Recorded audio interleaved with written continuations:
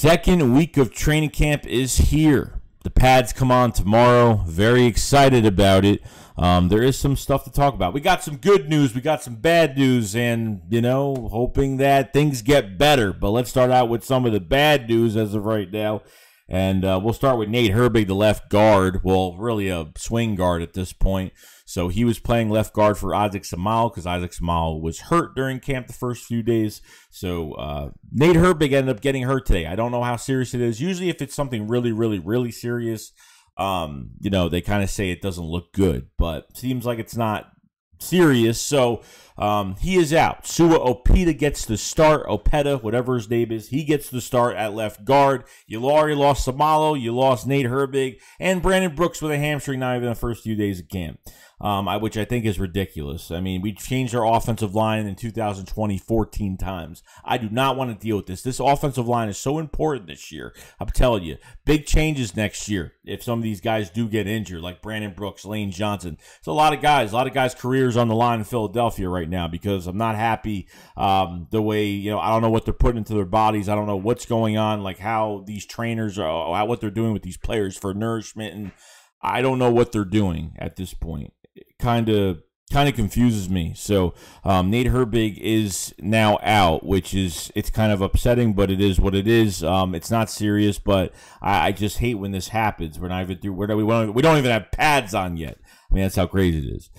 Secondly, the second injury we have right now is new.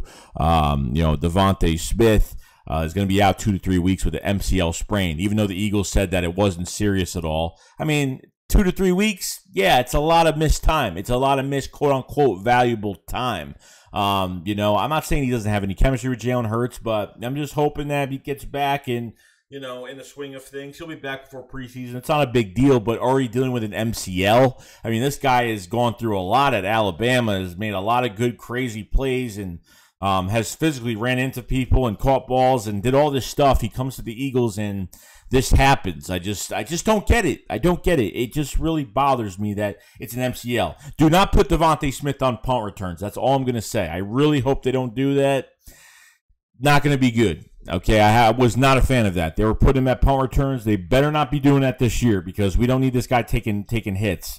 We can't do it. We just can't do it. So Devonta Smith, wish him a speedy recovery and see what happens. So Jalen Reagor actually had a pretty good day today.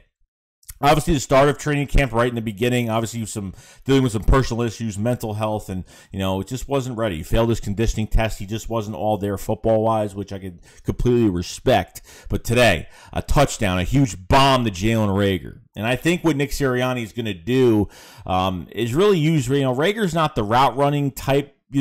He's more of just you put him on the field, you use his speed to his advantage. I think you have that route runner in Devonta Smith, obviously, but Reagor and him are going to complement each other so well. I think Reagor is going to, they're making these, Sirianni is making these receivers intermediate so they know every wide receiver position. Line them up anywhere you need them to line up, and then just let him go. I think you line up Reagor for his speed and just use him for those, big separation yards for those big chunk plays. So I know Reagor's going to have a really good year this year. I'm on the Reagor train. A lot of people call him a bust already. I am so on the train, and trust me, if he has a good year this year, I'll definitely buy his jersey. No joke. I'm very happy with him. Very, very happy.